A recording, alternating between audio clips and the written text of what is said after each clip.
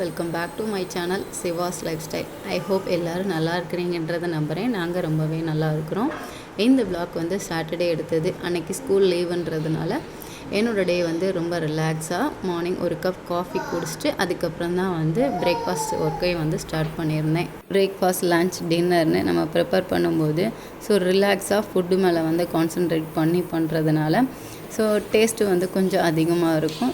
சூடாகவும் சாப்பிட்றதுனாலையோ என்னவோ ஒரு சாட்டிஸ்ஃபேக்ஷன் இருக்கும். அதுவே வந்து ஸ்கூல் டேஸில் வந்து மார்னிங் ஹரிபரியாக குக் பண்ணுறதுனால கண்டிப்பாக ஏதாவது ஒரு ஃபுட் ஏதாவது ஒரு மிஸ் மேட்சிங் வந்து நடக்க தான் செய்யும்.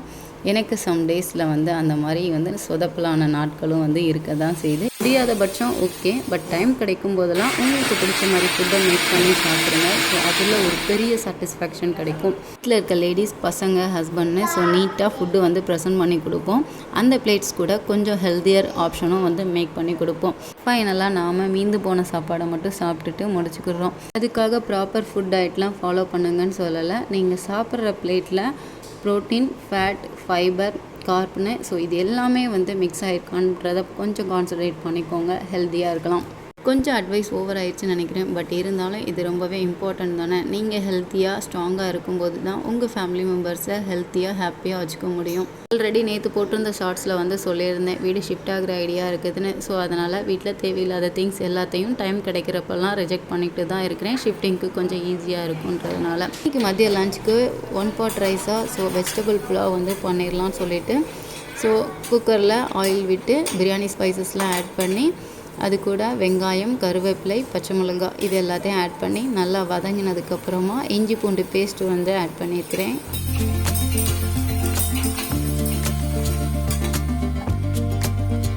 இஞ்சி பூண்டு வாட போனதுக்கப்புறமா 2 மீடியம் சைஸ் தக்காளி வந்து கட் பண்ணி சேர்த்துருக்கிறேன். தக்காளி நல்லா மசிஞ்சு வேகிறதுக்காக கொஞ்சமாக உப்பும் சேர்த்து மூடி போட்டு வேக வச்சோன்னா தக்காளி வந்து நல்லா மசிஞ்சு வெந்துடும். இது கூட ஒரு 2 ஸ்பூன் வந்து குழம்பு மிளகாய்த்தூள் வந்து ஆட் பண்ணியிருக்கிறேன்.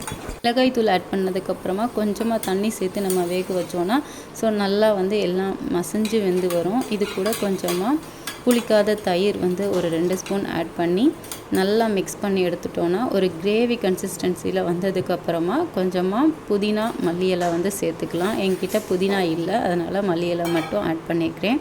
இதுக்கப்புறமா கட் பண்ணி வச்சுருக்க வெஜிடபிள்ஸ் எல்லாத்தையும் வந்து ஆட் பண்ணிக்கலாம். காய்க்கு தேவையான உப்பும் சேர்த்து கொஞ்சம் நல்லா வந்து வேக வச்சு எடுத்துக்கலாம். அந்த மசாலாவிலே வந்து எல்லா வெஜிடபிள்ஸும் கோட் ஆகுற மாதிரி கொஞ்சம் நேரம் வந்து மூடி வச்சு வேக வச்சிடலாம். வெஜிடபிள்ஸ் எல்லாம் ஒரு 50% வெந்தால் போதும். இதுக்கப்புறமா ஊற வச்சுருந்த ரைஸையும் ஆட் பண்ணி ரைஸ் உடஞ்சிராமல் ஜென்டிலாக வந்து மிக்ஸ் பண்ணி விடுங்க. மசாலா எல்லாம் ஈவனாக வந்து கோட்டாக இருக்கும்.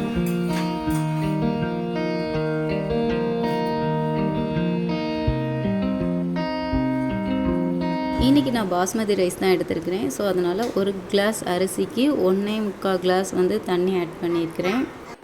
இந்த ஸ்டேஜில் உப்பு, காரம் எல்லாம் செக் பண்ணிவிட்டு தண்ணி நல்லா கொதித்து வந்ததுக்கப்புறமா ஃபைனலாக கொஞ்சம் கொத்தமல்லி இலை தூவி குக்கரை மூடி வச்சு ஒரு 3 விசில் வச்சு எடுத்துட்டோன்னா போதும். வெஜிடபிள் ரைஸ் வந்து ரெடி ஆகிடும். மெயின் டிஷ் ரெடி பண்ணியாச்சு. இதுக்கப்புறமா சைட் டிஷ்க்கு ஆனியன் ரைத்தா தான் வந்து சைட் பை சைடு வந்து ரெடி பண்ணிக்கிட்டு இருக்கேன்.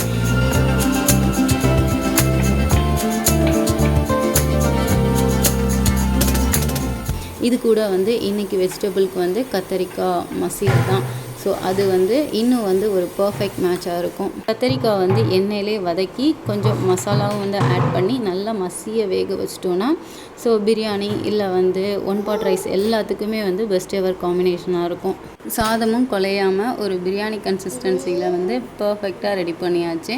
ஒரு நான்வெஜ் பிரியாணியை வந்து டாமினேட் பண்ணலைனாலும் ஓகேன்ற ஒரு சாட்டிஸ்ஃபேக்ஷன் இருந்துச்சு. டேஸ்ட்டும் நல்லாவே இருந்துச்சு. நீங்களும் இந்த மெத்தடில் ட்ரை பண்ணி பார்த்துட்டு எப்படி இருக்குன்றதை மறக்காமல் கமெண்டில் சொல்லுங்கள். இந்த வீடியோ பிடிச்சிருந்தா இந்த வீடியோ கீழே ஒரு லைக் கொடுங்க. அப்போ தான் ஃப்யூச்சரில் நான் இன்னும் வீடியோஸ் போடுறதுக்கு மோட்டிவேட்டடாக இருக்கும். இந்த வீடியோ யூஸ்ஃபுல்லாக இருக்குதுன்னு நினச்சிங்கன்னா உங்கள் ஃப்ரெண்ட்ஸ் அண்ட் ஃபேமிலி கூட ஷேர் பண்ணிக்கோங்க. மறக்காமல் நம்ம சேனலை சப்ஸ்கிரைப் பண்ணி சப்போர்ட் பண்ணுங்கள். See you in next video. Bye bye. Take care. Thanks for watching.